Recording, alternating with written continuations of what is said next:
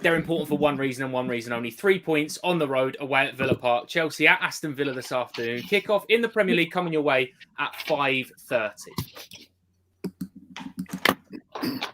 Good afternoon and welcome to Matchday Live. Boxing Day special, of course, in the company of Claire, Zach and Jason. How are we all? We good? Merry Christmas, guys. Merry Christmas. Merry Christmas. Let's go down the line. Obviously, we're on Zoom today, of course, so we'll go a little bit down the line. How was your Christmas, Jace? Good, mate? Fab, thank you very much. Yeah, all I want now is 3 points. That's all I want for Christmas now, 3 points. He's had that line lined up for days, ready to go. Zach, what about you, mate? You eating too much over Christmas? I think we all have, haven't we? Yeah, God, I was checking the scales this morning. Got to get back into the gym tomorrow. It opens up at 8 a.m, so I'm there at 8:30. Get ready. Oh, that's commitment. And Claire, obviously, fairly recent addition Christmas for you. I suppose as a player, you never really felt it, did you? Yeah, you know what? It's nice. Family, they got something last time. I've been eating plenty of cheese. I only have cheese for breakfast, which I know is just a no-no, but I went for it with a cheese board at 9 o'clock this morning. So. Nothing wrong with that, is there? Absolutely love a cheese board. Love a cheese. So let's get to the football then. Let's get to the football then, because obviously it's jam-packed at the moment. There's games days upon days upon days. It feels like only yesterday, and it pretty much nearly was, that we played Brentford in the week. A lot of youngsters making their bow. Obviously, Jace, really good outing for the boys, and obviously into the next round of the Carabao Cup. Indeed, look, it's all about the result, of course, of cup competitions. But yeah, he was forced to shuffle his pack. He was forced to play one of the two younger lads that I'm pretty sure were in his mind. But needs must. I thought they were excellent. Didn't let anyone down. The bench eventually told the quality off the bench, particularly in Golo. Mace come off the bench as well, and it just changed the game really. And you saw that strength and depth that we so often talk about against sides such as Brentford. That when you can have that option to change a game from the bench. Reece's cross, even though it was directed into his own goal, that was just the quality of the ball in, just changed the game. So thoroughly delighted with the result, really pleased with the performance. So we get something similar today. Oh, absolutely. And Claire, I suppose that's the thing, isn't it? Now it's almost like we always speak about the strength and depth that Chelsea have got, but the fact that younger players have come in, stood up to the test as well. Harvey Vale, I thought, was exceptional. Jude Soonsup-Bell played really well. I did Xavier Simons. He's now even got a few more names to add to that list that he can depend on. Yeah, they did really well, didn't they? They did their jobs. I think he mentioned that they listened carefully. Well, you can ask, isn't it? Do your job, know what you have to do, know what the reasons. And I think they were supported really well, weren't they, by the rest of the squad as well. So it was great for them to be involved, and really hope to see more young faces come through. Well, that's exactly it, Zach, isn't it? Now we've got a couple of games in January, obviously against Spurs in the semi-final of the Carabao Cup. A few of the players that are probably eyeing that up now, going, Gaffer, I've done well in the last round. Give me the nod for this one. You've got Chesterfield as well in the FA Cup as well. So maybe a couple of opportunities for some younger players to add a few more games to their repertoire this season. Yeah, indeed, and with the way things are going as well, with so many games being called off, and you never know which player has got it or players going out through injury, you need a big squad. And the fact that they showed themselves to be very good against a Premier League side and against good top quality opposition shows that whether it is a Premier League game or a cup game, whatever it may be, they can stand up to the test. Like Brentford aren't easy to break down. Other teams have really struggled against them this season. So yeah, it's a really, really good showing for some of them. And as you said, like Tom Tuchel, I think has got them for an option if needed. Right, we've got some tweets, obviously off the back of that Brentford game, which a lot of people getting very excited about the academy players, and it does feel like there's a bit of a feel-good factor about the club at the moment, doesn't there, Jason? The fact that younger players are getting the nod, getting the opportunity. I mean, this is a win and a clean sheet. Things are we've missed so much from Chelsea. Finally, we have that after a long time. I hope it's a good sign for our next match, which is again a really good point. It feels like we've been out of that loop, those things that we're expected and we're kind of consistently getting towards, we're not quite getting, and quite a lot of reaction coming in over the last couple of days. Feels like there has been a little bit of that. I mean, this one from Felix saying about congratulations to the younger boys that are doing really well. Does feel that feel good factor maybe has started to come back a little bit. Not that we were ever out of it, but it does feel like when you've got games every 3 or 4 days, things can get you can get stuck in the minutiae and really dive into little things that perhaps you wouldn't in an overall season. Yeah, the results have not been as great and the performances have not been as good. Let's be brutally honest about that. But the reality is we've only had one defeat in 18 games, which kind of gives you a little bit more perspective about where we're actually at. And I think that when you look at some of we've had the injuries with COVID, there's been a lot of mitigating circumstances as to why the performances and the results haven't quite been where we were. But of course, now with some of these lads coming back, hopefully things will get better, get back on track. It's going to be a big month we've got coming up, big 6 weeks actually. If you look at what we've got coming up, it's enormous, almost season defining. But it's in all different cup competitions. Chance to get to Wembley again. Tuchel's got us another semi-final, and I think there are far more positives right now than there are anything else. So look, a win today will be massive. Like Arsenal and Spurs. Arsenal are going through the gears. They were 2-0 up last time I saw. So were Spurs. We've got to be very mindful that yes, we're looking up, but at the same time, we've got to be careful that we don't get dragged into that 3rd and 4th position, starting to battle out with some other teams. But today's a big chance to get ourselves 3 points. Especially because it does feel at the moment, Zach, and I know we're not trivialising it at all, but it does feel we're very lucky to have football back on, and there are games at the moment that are getting cancelled left, right, and centre. Liverpool's game, obviously, this weekend has been postponed as well. So the fact we are playing games of football still, the fact we are able to field a team and we're able to not really field a weakened side because of the strength we have in depth, it feels like at the moment we're one of the teams that perhaps need to take the opportunity to lead from the front, and then we've not got this additional congestion that perhaps Liverpool are going to feel in a couple of weeks' time because of the cancelled games that they've had. Yeah, very much so. And then add the fact that Chelsea also have the Club World Cup they're going to be playing in as well. There's going to be so many more games coming in the new year. If we had any more, it felt like we'd be in a bit of trouble maybe next year. But thankfully, things have gone ahead. And yes, some results maybe not as strong as we'd have liked, but we've still got points from them, put it that way. And so, I think a lot of teams right now in the new year, in February, in January, whenever these games get rescheduled, because I think sometimes people always assume the bigger teams, if they've got a game in hand, that's 3 points added on very easily. And sometimes when it actually gets to it, that's not how it works. That's not how it works for us. And so for Chelsea, we can get the games going ahead and playing them and getting 3 points from them now, rather than say in 6 months when all the pressure's on us and everyone's just watching our game on a Tuesday, like it may be for Liverpool, whoever else. I'd rather them be happening now. That's for sure. Absolutely right. Okay, well, let's get some team news. Claire, I'm just going to get you to tidy up your audio, if that's okay, your microphone. We're going to get that fixed for you just for a second. And we'll get Matt Davies-Adams in the chat, who's at Villa Park for us, with some team news. Matt, what's Thomas Tuchel done this afternoon?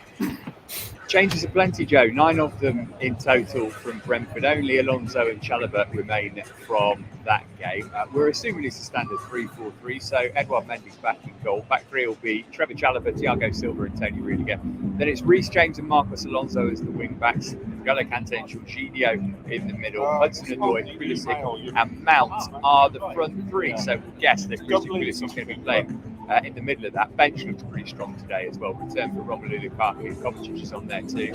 Christensen back from injury.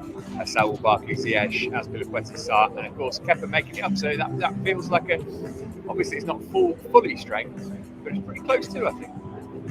We are quite lucky at the moment, Matt, aren't we? And I know that we've trodden this line the whole way through the season about our strength in depth, but when you look at some of the other squads that are absolutely depleted by injuries and obviously COVID issues as well at the moment, the fact that today that the squad that Chelsea put out is pretty much very, very close to full strength. Only a couple of players that are missing, that are unavailable. But I'd imagine during the circumstances, Thomas Tuchel will be very happy with the team that he's able to name. Yeah, absolutely. I mean, this is a game that Chelsea really need to win, isn't it? And that's going to be a tricky thing to do against a Villa team revitalised under Steven Gerrard. But to be full strength for today is great. But we're looking ahead, aren't we? We're thinking Brighton on the 29th, Liverpool on the 2nd. We've got 2 legs of the Carabao Cup semi-final to play next month. The Club World Cup will be with us before too long. This is why you have a squad with this depth and this quality. So yeah, hopefully everybody can stay fit, stay free of COVID. We can use this going forward for the next month or two. It'd be great to see Romelu come off the bench, maybe even only for 10-15 minutes. Obviously, we don't know how fit he is, but it seems like Callum's okay because he's in from the start, and that can only be a positive. Absolutely right. I think there's only one man that's disappointed about there not being many issues at the moment. That's Jason Kante. I saw him rifling through trying to find his signing on fee the other day, see if he could get back in the squad for the next couple of games. Jay, you're feeling it? You're fit and ready in case the call comes upon? No, no. Those days are long gone. But look, it's good to see. Actually, the team is a strong team. Still lacking that focal point of a striker, as Matt's just said there. We do have options off the bench. The bench is strong. Almost, it feels like we're starting to get back to the full complement that Thomas has got to pick from. Claire, we were just talking about the team news that Matt's just given us, and I suppose the big thing that Chelsea fans will be delighted to see is that return of N'Golo Kante and Jorginho in the middle of the park. We spoke at length last Sunday at the Wolves game about how that feels like sort of the epicentre of what Chelsea are brilliant at, and that's kind of so pivotal to us not only scoring goals but conceding less as well. The fact that those two are back in the middle of the park is such a big deal for Chelsea today. Yeah, definitely. Them two are the engine room, aren't they, of that midfield? I really think we tipped when them two are in form and playing. Great to see them both get minutes. And Kante once again was amazing, wasn't he? Against Brentford, player of the match for me. And I just think he's so crucial, isn't he, in the build up to in the breakdown of obviously of Kante in particular, the breakdown of play, but also build up. I love how confident he is, and also Kovacic, the way he can change a game. You know, he's not afraid to make mistakes and play stuff and drive the ball. So we need some of that energy, I think. No, you're absolutely right. That's such a big thing, isn't it? And when you speak about energies, that front three of Callum Hudson-Odoi and Mason Mount and Christian Pulisic, that's exactly what that is, isn't it? Energy. You know, you're not going to get any time as an Aston Villa defender this evening, and that could be the difference. Yeah, indeed, and they're all interchanging. Both can play on the left, or all three of them play on the left or the right, or through the middle. I think, as Matt said, I think it's probably going to be Pulisic starting through that middle, as we've seen him before. And if I'm one of those Aston Villa defenders, all three of them can take on a man. All three of them are very creative. They can finish really well too. And it's good to see Callum Hudson-Odoi back because he was really starting to get into his own on that left flank, and obviously then was out of the squad for a little bit, and kind of maybe we stopped seeing a bit of creativity in our games. I think he can come back into this side and really put his name on the plate for being one of the best players in the team. Also this week, Matt, Edouard Mendy has been named in the Senegal squad for the African Cup of Nations. So we've got him for the next 3 games, isn't it? I think he departs after the Liverpool game next Sunday. So it's such a big deal to have him back in the squad. Kepa's been so brilliant when he's been given the opportunity this season as well. But I suppose there's a little bit on Edu Mendy now to say, okay, let's see what you got the next 3, because if you miss a month, Kepa might be playing so well, you might find it hard to get back in the side when you return. Yeah, and Jason and I were here on the last day of last season when Mendy had to go off at half time, and Kepa came on, and we were kind of worried whether Edouard was going to be okay for the Champions League final at that point. But I think Kepa's been fantastic this season. I've got to say, I'm not particularly concerned about the period when Edouard's going to be at the African Cup of Nations. To say that now. We knew he was going to go. It's not a surprise. It's something which Chelsea have been planning for all season. And hey, look, if your backup goalie is the most expensive goalie of all time, it's probably pretty good and capable of stepping in for them. Absolutely right, mate. Matt, brilliant as always, mate. Thank you very much. We'll let you go and get warm before kick-off. Thanks a lot for joining us, pal. Have a good evening and Merry Christmas as well. Thank you, mate. Cheers, guys. Top man. Right then, let's get on to Play Predictor, shall we? So obviously, loads of really cool prizes for you to win. A special Christmas boost within the app as well for the last couple of games. So make sure you do that. You've got until 5 minutes before kickoff to get your predictions in. So we'll go around. I'll tell you what, I'll go to you first then, Claire, for final score. What are you going for today? 3-0 I'm going for. Solid win. 3-0. 3-0 sounds comfortable. I like the sound of that. We will take that very much. So, Zach, I'll go for you first goal scorer then, mate. Oh, first goal scorer. Callum Hudson-Odoi. I backed him, so I'll back him all the way. Nice, like that. And Jace, I'm going to give you a different one then. Go possession stat. What do you think the split will be? We'll have the overwhelming amount of possession. I'm going something around about the 67%. Okay, quite high then. I like that. All right, thank you very much. Right, let's get onto the social then, shall we?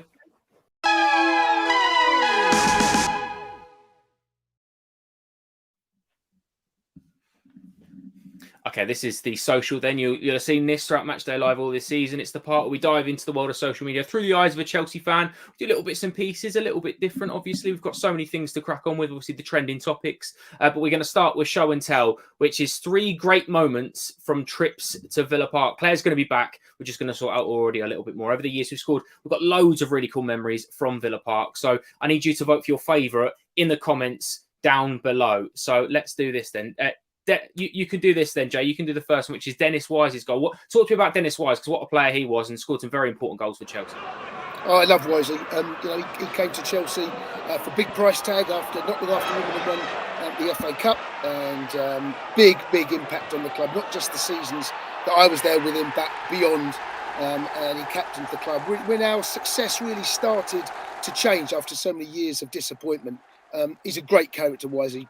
I've got a lot of time for him. Brilliant company in the change room, brilliant company away from the change room, brilliant captain as well. So, yes, he is a proper Chelsea legend. Big goal. And the first goal that we saw in this little moment was Robert Fleck's goal. But this is Chelsea's first ever away win in the Premier League. So it's quite a big deal. And obviously Dennis Wise at the epicenter of everything that was brilliant in those days for Chelsea. Captain, led by example, of course. This is when he first come along without the armband. Still played a massive part as well. But such a good player. So many good memories about Dennis Wise. Obviously the San Siro is the goal that everyone talks about and still sings about in the terraces today. But it's a very important goal for this one. Dennis Wise, a great player, really good player. And again, he's one of those Chelsea have been blessed when you walk along the shed wall at Stamford Bridge. You've got so many different names that are on there, and a lot of them that have worn the armband. And Dennis holds his own. He's very up there at the very, very top of it, isn't he? All right. The next one is going to be, again, a man that you talk about legends at a football club, Frank Lampard.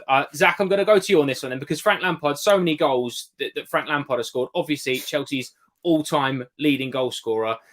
It's difficult to come up with new ways to say how great he is, but this is the goal that he scored to break the record to become Chelsea's all-time leading goal scorer. What do you remember about that day? Because it's quite emotional, wasn't it, when Frank did it?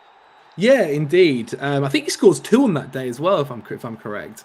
He did, yeah. This is a guy that bled blue for Chelsea. I mean, everything in Chelsea's kind of huge period of success was with him, really, and he was part of such an iconic era from 03 to into the solid over past 2012 and won the Champions League. He was there for it all and was one of the mainstays. He was one of the reasons that we got to where we got to. I think he is someone that has won it all, and I think as a Chelsea fan, you just know what he means to the club. I think even other teams and other fans of just Premier League football enjoyed watching him, because he is a footballer that legitimately just did it all. Whether it was scoring goals from 35 yards out, or being a poacher inside the box, or doing the defensive work that I actually don't think he gets a lot of credit for sometimes, especially later on in his career, coming back and tracking and putting in a shift. He's someone that worked so hard for the club and got, if it wasn't for him, you wonder where the club would be today, because he was so iconic. I completely agree. Probably the reason he doesn't get many credits for sort of defensive work is because he had John Terry behind him. Yeah. I've gone for John Terry because JT, again, did it all. This is technically, I found a little loophole in this because it's not against Villa, but it is at Villa Park for an FA Cup semi-final. It's technically a goal against Fulham, but I had to find a way to squeeze a John Terry goal in there. Obviously, he's worked for Aston Villa in the not too distant past as well. And it's pretty much, you'd think it's a trademark John Terry goal. It's not, but because he's got the headband on as well from a head injury in the first half, he's just got that. It's got that leadership quality about him. Again, Jace, he's another player that's made the similar step up from being an academy player into the first team, similar position as well. I imagine you look at JT when he was playing as one of those where you just go, yeah, he's a bit of us. He's a bit of Chelsea. Oh, absolutely. I mean, what can you say about John Terry and Frank, that point that hasn't already been said? With risk of repeating myself, Captain Leader Legend, but yeah, he was part of that revolution, really. Right place, right time, because who knows what would have happened to his career had Roman not come in, and vice versa. And I think it just went hand in glove. You look back over John Terry's career and what he's done, both at international level, at club level. I mean, he is truly immense. And I don't know whether you've seen the rumours knocking around today. There may well be a place back for him at the club in the new year, working with some of the academy. So who knows? Wait and see what exactly happens there. Don't want to jump the gun, but we'd love to see him back in some capacity. Well, if you don't fancy that, John, there'll be a seat warm in the studio for you, mate. You're always welcome. Always welcome. Obviously, vote for your favourite in the comments on the Fifth Stand Up down below. Probably going to be an overwhelming winner of Frank Lampard's record-breaking goal, I'd imagine. But hey, all 3 great goals. Let's get the brilliant Claire Rafferty back in for us as well. Right, we're going to do the trending topics then of the week. And no surprise, it's largely around one man. N'Golo returns. Nothing surprised me about this man anymore. He is just unbelievable. 6 weeks out, 1 training session, and he returns with a man of the match performance. He's a phenomenon, Zach, isn't he? He, again, we said about John Terry. I think Pat is also his biggest fan in the world, number 1 of the fan club. And we've said all the superlatives we can say about him. Like, he is one of the best midfielders in the world. He's one of the best midfielders to have ever played for Chelsea. Everything he does, like with him in the squad, Chelsea is a better team. When he first joined, I think everyone very much considered him a defensive player and a player whose job was to win the ball back and give it to someone to start an attack. And he's developed into so much more than that now. Someone who's a metronome in the midfield, controls the midfield, and really does complement having a Jorginho, having a Kovacic, whoever is his partner. He complements them in whatever way. If that means he has to do more defensive work, then so be it. If that means he has to carry the ball forward and help start an attack, so be it. And he's someone that I didn't think he would get any better than when we bought him in, and he's gone back 10 times better. He's a fantastic player, and having him in the side gives me a lot more confidence, put it that way. Completely agree. Let's get some social media reaction to N'Golo's return. Obviously, a lot of chat whenever N'Golo Kante puts in a man of the match performance, which is, like Zach said, pretty much every 7 days. If we've got a game every 3 days, it's probably every 3 days. He's that good. He genuinely is. He's world class. I mean, Kante nowhere near 100% fit, and he's still been amazing. Never doubt his importance to this team. It's absolutely true, and that's from a Mason Mount fan account. That kind of tells you again how good N'Golo Kante is. He's just constantly finding new ways and new levels to impress every single Chelsea fan across everywhere. Really, he's just he's so important. London is Blue podcast, a brilliant podcast. Really like the guys on there. It's amazing how an unfit N'Golo Kante is still one of the best midfielders in the world. That's the scary part, isn't it? That really is the scary part. He is incredible, and he still keeps peaking, getting to higher levels and improving time and time again. He can just do it all, and I think that's the scary part about N'Golo. I mean, he's just, this one here, I think it's a perfect one. He's built differently. He is built differently. He really is.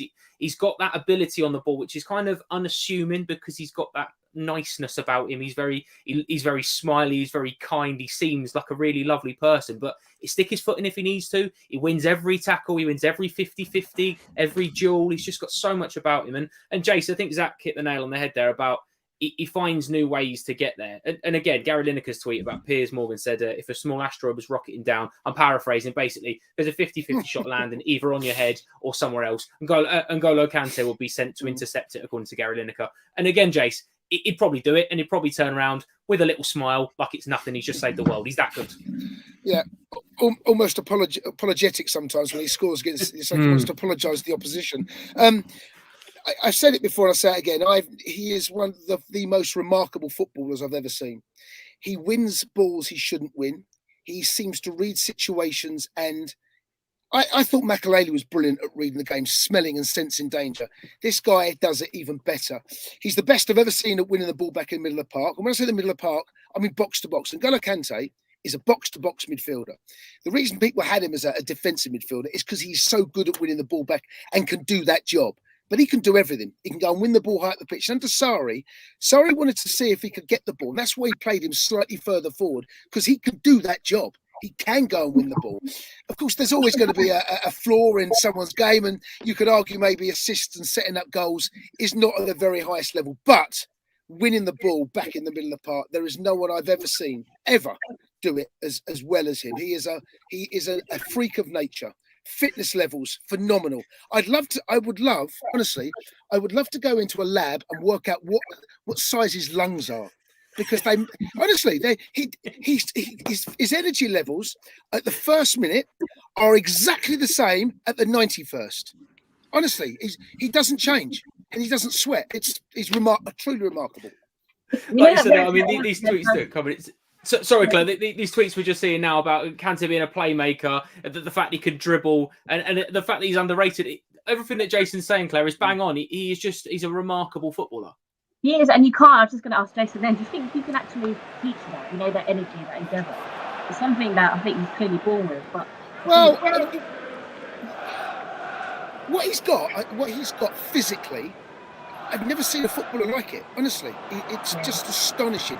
But what he's got better at is reading situations. That comes with experience. You know, he now knows. It's an instinct. You can smell it. But that ability to go and win the ball and know he hardly does. He doesn't get that many bookings.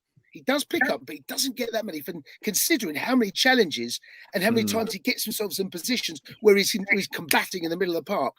Don't pick up that many at all. And, you know, him controlling the ball, he's actually become a little bit more of a playmaker as well, keeping the tempo going in and around that middle of the park. We're a different team with him in it. Tell you, completely. Without him, Chelsea are so much more vulnerable. Claire, it must be so annoying to play against a player like N'Golo Kante as well, because he does feel, like Jason said, he's not really a weakness in his side, but also it could be like the 75th, 80th minute, you've had a grueling game, you've chased each other back and forth, up and down the pitch, and then he's still got another 10, 15 yards. And again, like Jason said, he's still not breaking sweat with 10 to go. Yeah, exactly. It is. It's very irritating. Especially with someone just so nonchalant. They're not breaking a sweat. They don't look like it. They're even working that hard. But I think it's just his ability to read the game as well. He's always in the right place. He's always one step ahead. And I think that's probably what allows him to look like he plays with such ease and such enjoyment. He kind of looks like he could play with a cup of tea in his hand, doesn't he? He's that cool and calm. But yeah, it's very annoying, to be fair, playing against that. I've just seen Ben as well in the background of your commentary position there, Jay, which I'm really enjoying. Afternoon to Ben. Yeah. Right, let's go behind enemy lines now with a man that we've had on the show a couple of times before. He's absolutely brilliant, Damien Dugdale. He's a very big Villa fan. Let's check this out, behind enemy lines. I like Dean Smith, but he made a couple of really strange decisions at the start of the season. He started with 3 at the back, and the first thing that Stevie G's done is he said no to that, and it's gone to the traditional back 4, which is what every Premier League side should be playing with. He's also asked the midfielders to create more space, and to do that, he's pushing our players out wide. We're creating more chances, and we're looking like a much better team because of that. Because if we're playing wide, other players are following us wide, and there's more space to play. We've got players to play in the middle there. So Stevie G, he's done the basics and he's implemented it really well. The players that have benefited the most since Stevie G arrived, I think for me, John McGinn in the middle of the park and Jacob Ramsey. Jacob Ramsey, whilst a fantastic prospect, has just looked a better player under Stevie G. And I think Ollie Watkins as well up front, because now Ollie Watkins is playing essentially by himself. Dean Smith wanted to play Watkins and Ings up there. I don't think it works for either of those players. And Ollie's looking brighter for it. Jacob Ramsey is basically learning off how Stevie G used to play. And he's moving with so much purpose. He scored a wonderful goal the other night. Give it another 3 or 4 months. If he continues on this trajectory, he's going to be talked about in ways that Jack Grealish was never talked about at this age. I think we spoke about this before, successful season for Villa. I said at the start of the year, top 8. I think that should be our target. I'm convinced we would have got there under Dean Smith, but the club decided that we needed a change of direction. Top 8 this season would be, I think, success for us, whether it's Dean Smith under Steven Gerrard. I think under Stevie G, though, we have a chance to go a little bit further. There's going to be money spent in the January window, and there's a belief around the club right now that we can do better, and because we've changed and we're playing to the strengths of the players as opposed to a system that was dropped by most teams in the late 80s, early 90s, you never know. Success could be top 6. Fingers crossed. Do I expect to see any new players in January? Short answer, yes, but I don't think it's going to be players added to the squad. I think it's going to be a player or 2 replacing a player or 2 leaving. I think there's interest from other clubs for 1 or 2 of our players. I think Stevie G might not be that concerned with them leaving, as long as he can get somebody in to replace them that's going to be better for the team and better for the club. So yes, I think there's going to be some changes. I don't think it's going to be players replacing what we've got though, or replacing the starting 11. I think Stevie G is going to want to see what he's got and be willing to see that through to the end of the season. Predictions for Boxing Day, it's not going to be easy, is it? For anybody, I don't think. Squads are ravaged by this virus. Form table, however, does say we have a chance. You know, Chelsea are 7th. Last 6 games, I think we're 4th. I think that goes to show that on the day, this match is anyone's to win. So if I've got to make a prediction, it's at Villa Park. It's my Christmas present to myself. 2-1 Aston Villa. Ollie Watkins, Jacob Ramsey. Merry Christmas, Chelsea. So brilliant, Damien Dugdale then. He loves a dig though, doesn't he? He loves a dig about teams playing 3 at the back. He's not a fan of 3 at the back, clearly, Claire, is he? He's not, but we'll be beating them soon. So, let's have a little chat about it. They've been brilliant since Steven Gerrard's come in. Obviously, he's not in the dugout today because of testing positive for COVID, but he's won 4 of his 6 Premier League games and the 2 defeats that have come against Liverpool and City. So you can almost excuse those, can't you, if you have a look at the way Liverpool and City are playing at the moment. But he really has transformed that side. And almost in his image as he was as a player. They seem very intense. They're very fit. They're very energetic. They press high. They're very good on the ball. Very well organised. Will it have a big difference the fact that he's not in the dugout today? Sorry, is that to me? Sorry, to Claire. Claire, Oh, will it have a big difference that he's not in the dugout? Well, you know what? I think sometimes, subconsciously, it does a little bit. For me, you almost play sometimes for the manager. I used to love to kind of try and impress Emma Hayes quite a lot when she was on the sidelines. And when she wasn't there is a little bit of a difference. But, I mean, these players are professional athletes, aren't they? They know what they're doing. I'm sure he'll be watching from afar and be linked in somehow. So his voice will still be heard. But yeah, he has made huge difference, hasn't he? It's very much his DNA, who he is, what he represents. And even though I do think we're going to win, I think it's going to be a really tough game.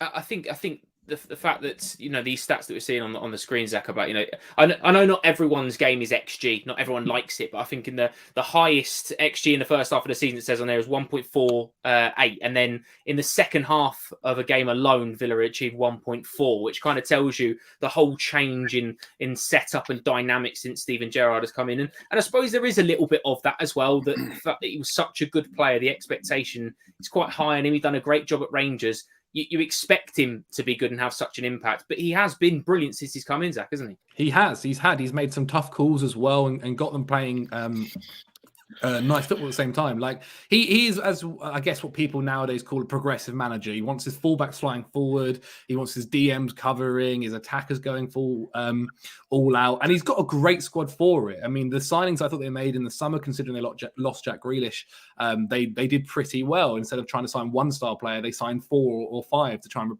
each replicate and chip into Jack Grealish's output. But things are always going to take time as well. I think them also not having McGinn is quite huge today. He's a fantastic player for them in that midfield, works so hard and has had some pretty good games against Chelsea, it has to be said. So I'm sure Thomas Tuchel will be rubbing his hands at that. But as for Steven Gerrard, he's joined the league, and a lot of talk about it was, well, if this doesn't go well, then maybe there's no Liverpool job or whatever. But I think for himself, he's just focusing on Aston Villa right now, and whatever happens after that happens. But it's the best way to be, and I think he's so far started pretty well.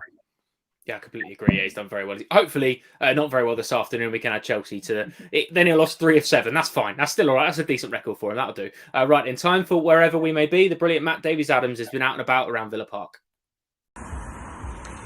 Right then, here we are on the approach to Villa Park. Chelsea supporters, many of them, will be making their way from Whitton Station, where I've just left. We're about 15-20 minutes out of the centre of Birmingham. Of course, the Blues fans couldn't come here last season, could they? So it'll be the first time back here for a while for many of them. Luckily, the Doug Ellis stand just behind me there is the first one you come to, and that is where away supporters are based at this famous old stadium, built in 1897. Chelsea have been here plenty of times before, but not just for Premier League matches against Aston Villa. The Blues have played 5 FA Cup semi-finals here. It's a ground that's been used in World Cup 1996, Euro 96 too. It is one of the most historic venues in English football. You can just see as I'm making my way into the main gate. This is the main reception behind me. Did you know Tom Hanks is a massive Aston Villa fan? The reason for that might surprise you. He just loves claret and blue. He thought Villa Park was somewhere in the Amalfi Coast. I can confirm that the temperatures today are a long way from Mediterranean, but it's great to be here talking about Boxing Day football. Chelsea not beaten on Boxing Day outside of London since 1991, a defeat at Notts County on that day. This is a fixture which seems to come up a lot on Boxing Day. It is the 6th time that these two have faced off on this particular day. You can see the main stand again just behind me there. Apologies for the camera work, but yeah, 6th time these two have met on Boxing Day. Let's hope that it's somewhere like as dramatic as the last time back in 2007, a 4-4 draw. 3 players were sent off. If we get something like that today, we'll be in for quite an afternoon. You can see the ticket office behind me there.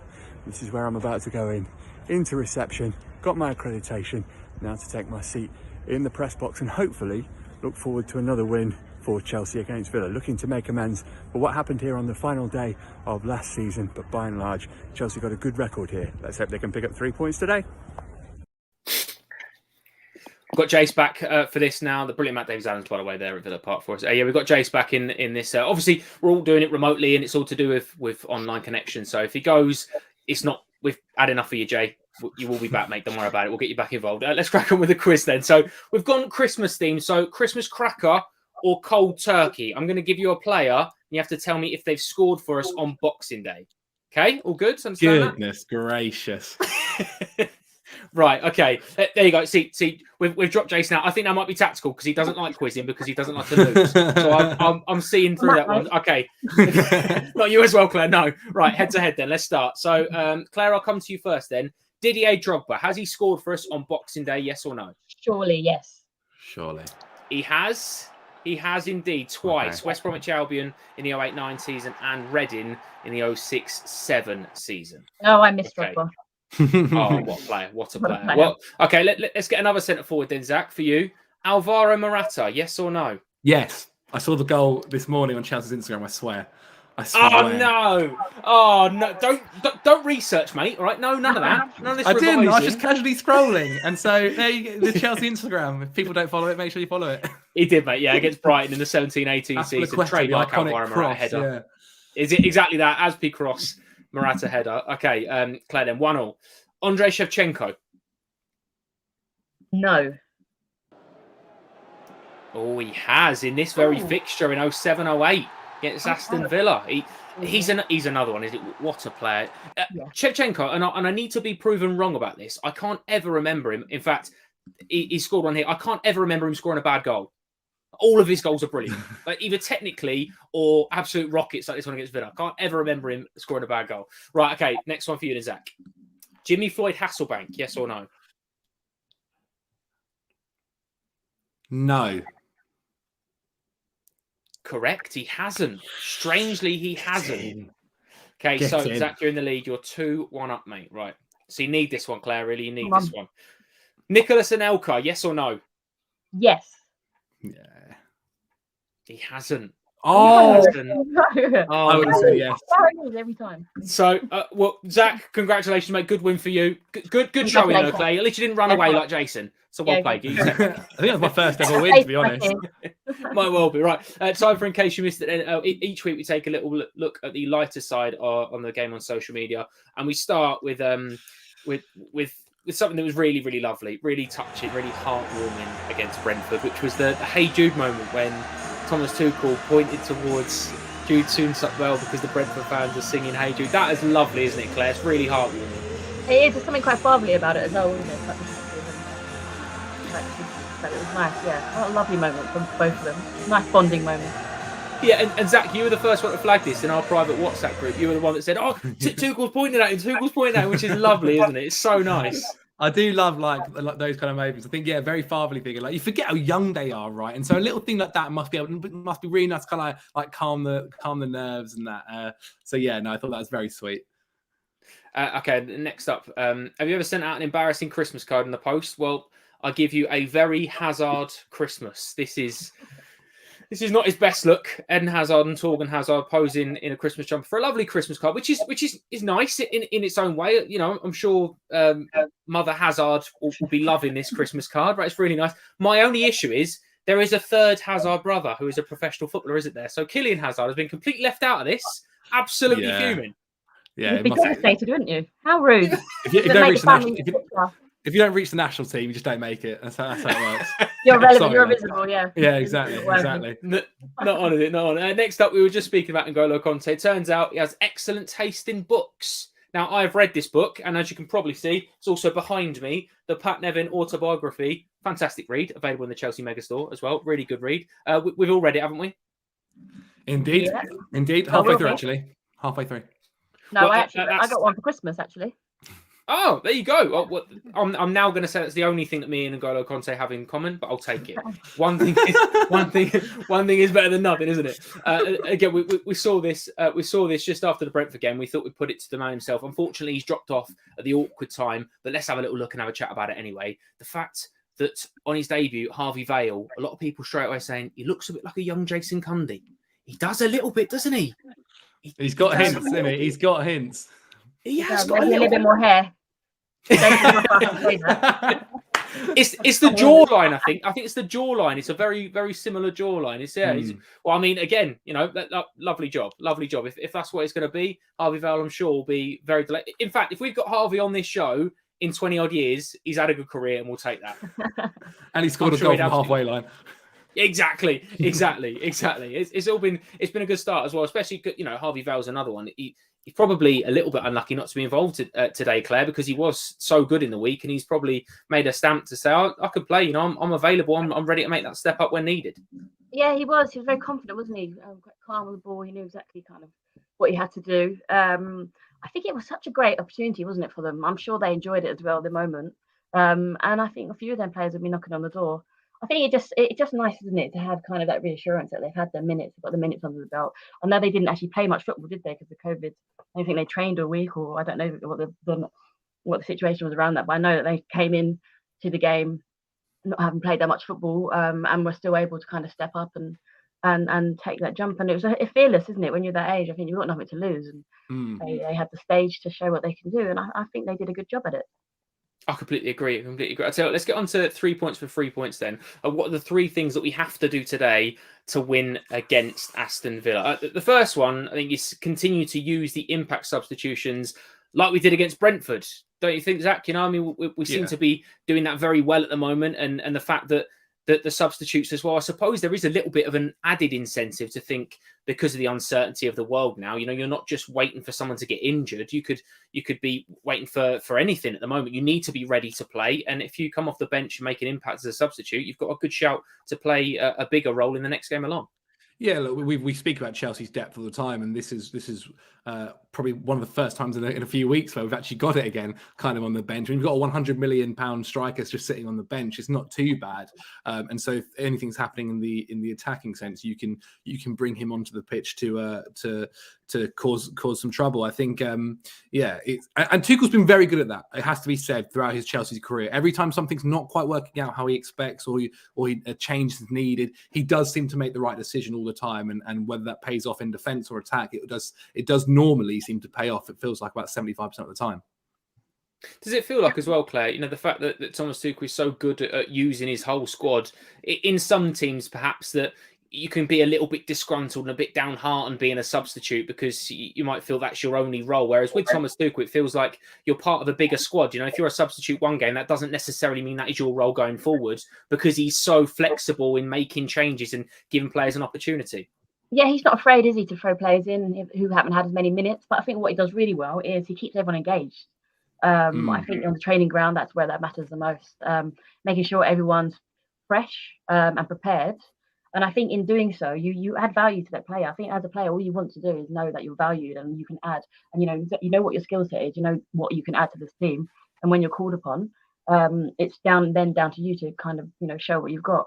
But I think he does that really well. He really does. I think, and that's one of the key in this long season, especially all the fixtures. He knows he's going to have to lean upon some of these players.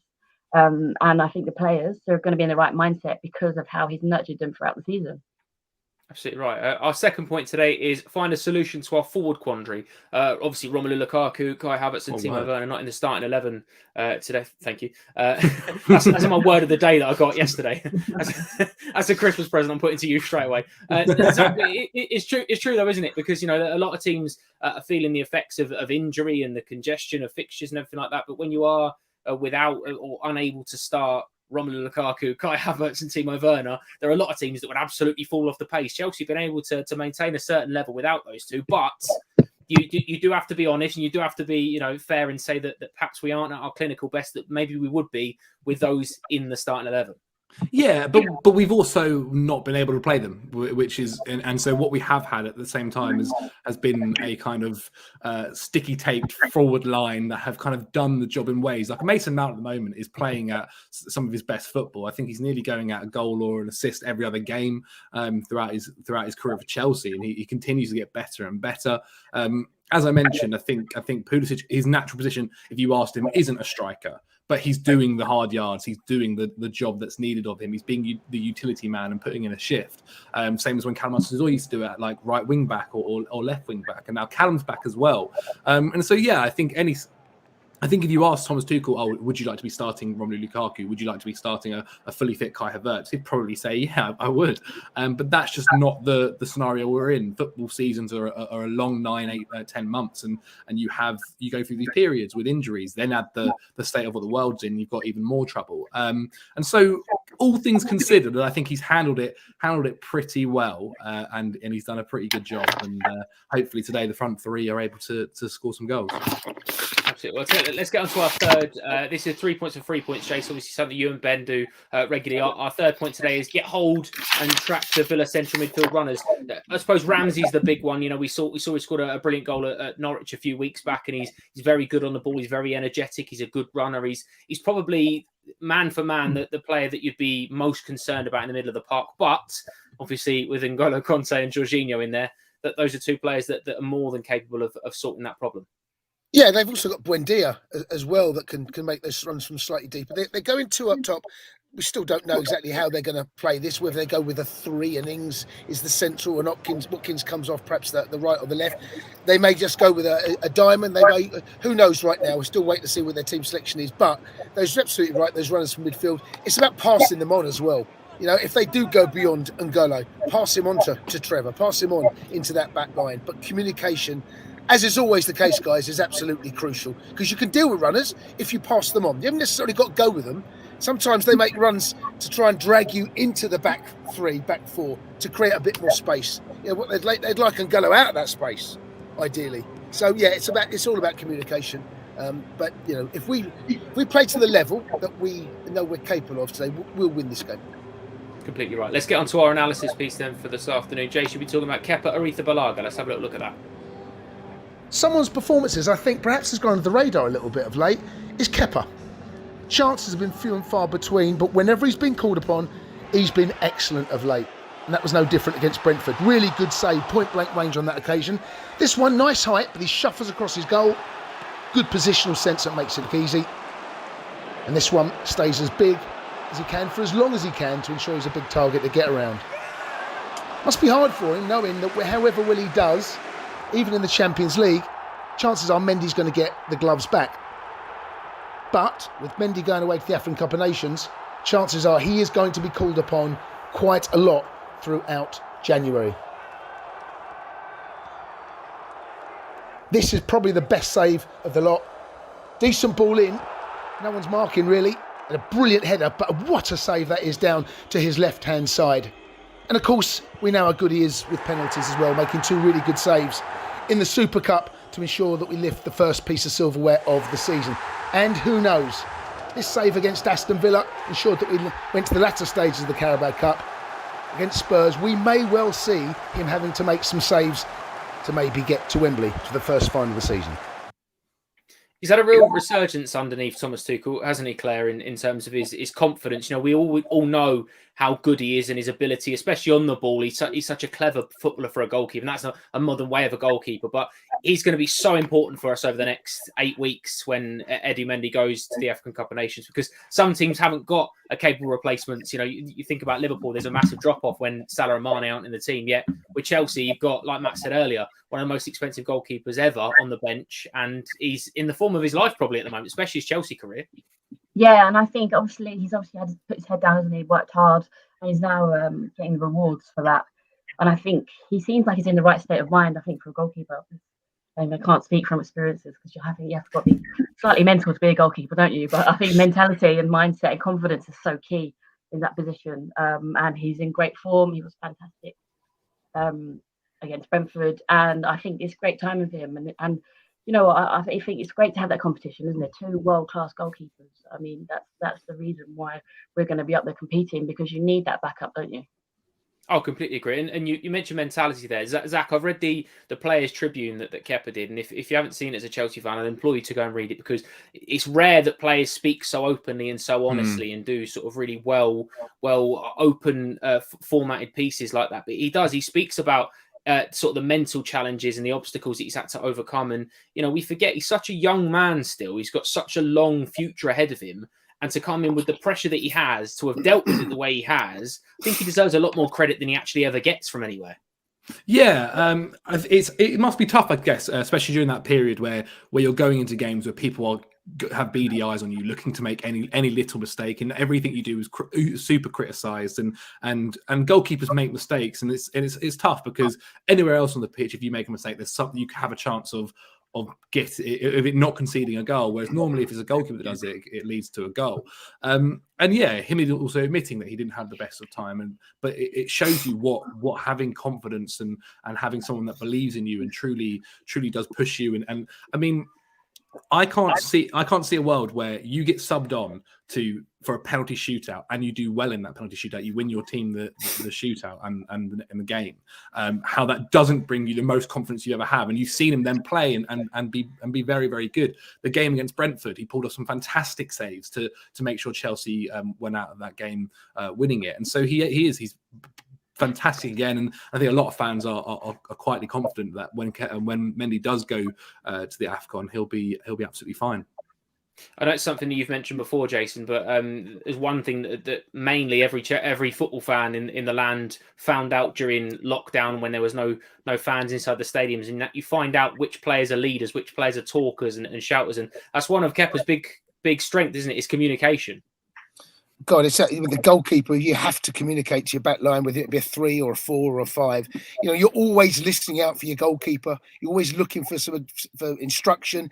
Communication. If goalkeeper's going to come and claim it, you want to hear a big, loud call, nice and early, so that and that will spread confidence around the back line. There is nothing worse than a late call from a goalkeeper and you don't know he's there, and all of a sudden you're caught underneath him. So he's had a tough time. It's been a tough time for him since he's that first season. But then clearly when Mendy's coming, I made the point in the analysis, he probably knows, no matter how well he does right now, that the gloves are going to go back to Mendy because he's coming in and out.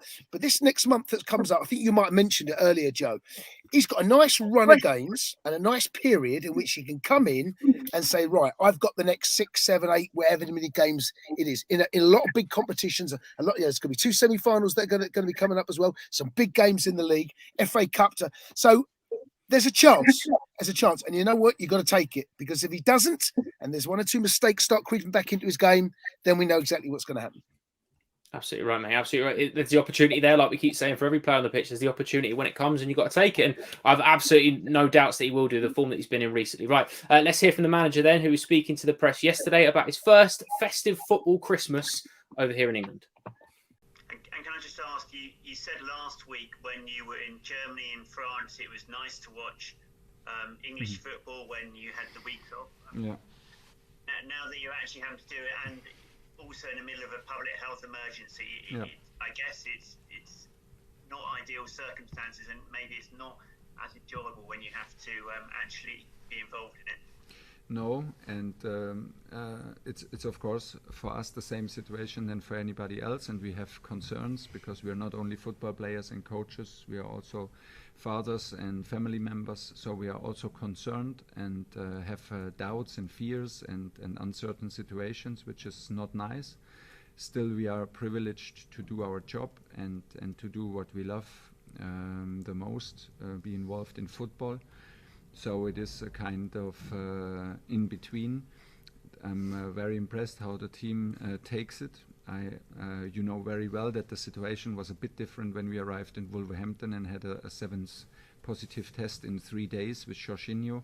I could feel like we had the feeling that we have an outbreak, and we wanted to win some time to deal with it mentally and to settle down the team. That was not the case. So we live with it, and we try to be as supportive as possible, and we will never forget the side how privileged we are and how much we love what we do and still are able to do it. So yeah, it's a mix between all of it. I just can say maybe on this occasion that I'm absolutely pushing or would love to push for 5 substitutions, because 5 substitutions were made to protect the players during a difficult, when Corona popped up and made life difficult, and I think the situation is very serious and very demanding, very challenging. So for the health of the players, I think if we decide and we decided to keep on playing, at least we should have 5 changes to control the load. The boss speaking about festive football here in England. It's a different challenge for everyone, of course, and as obviously it's a big tradition in England. Let's have a little look at Chelsea's Premier League record on Boxing Day, which it does feel like it's such a staple. You know, Christmas Day is obviously so lovely. A lot of people spend it with their family and friends, and there's a big run up, a big build up to it. But Boxing Day feels like it's such a big staple in the English calendar. And then you have a little look at our game by numbers. It's not great, in fact. Played 27, won 12, lost 6, drawn 9, which, no, but by Chelsea standard, isn't actually the best. Although this is an interesting one. Opponent faced most times, played Southampton 5 times, Aston Villa 4 times. Quite strangely, Claire. That's a strange one. The fact that they keep turning up on Boxing Day. Yeah, and you know what? It is such a tradition, isn't it? It's such a nice kind of moment to go around the TV watching football. I think it's obviously when a lot of different leagues don't play over Christmas time. You have the best record, as you just said. Maybe too much Christmas pudding for some of them, but you know what? You just don't get the time. I think, you know, for a professional footballer, it's just kind of like another day, isn't it? I think there's a time to celebrate, probably in the summer. But I think even more now than ever, because with the amount of games, you know, the tight schedule back to back, making sure you do everything spot on and not putting your foot off the gas and you know, having maybe a glass of sherry when you shouldn't. I think that's something that the players won't be doing because it is so key, isn't it? And they need to be in the best position ever. It's so true. And again, selfishly, like Claire's saying there, Zach, you know, from a player's perspective, it's another day. But selfishly, as fans, Boxing Day football is such a big deal. You know, we've seen obviously COVID's caused so many problems. So there's so many games that have been called off the last couple of, well, even the last sort of 24, 48 hours. You've so many games that have fallen foul to it. But it's such a big deal. A Boxing Day away game. You know, you go with your family, your friends. Especially an away game, it feels like an added treat on the end of Christmas. But Chelsea's record isn't actually as good as in my mind I remember it being. Yeah, well, it could change today. It could always change today. Yeah, no. So it's always a thing. Like I remember, I'd go around to my grandparents on Boxing Day, and my uncles would be there, and everyone's watching the football of that day. Everyone stays around till match of the day later on and watches it. Yeah, it's. I think from a manager's point of view, you look at it, you like so many games. Obviously, we know how many games footballers are playing at the moment, and obviously conscious about people getting injuries and stuff like that. But selfishly from a fan's point of view, it does feel just like tradition, and if it wasn't for that, we feel like we're missing out.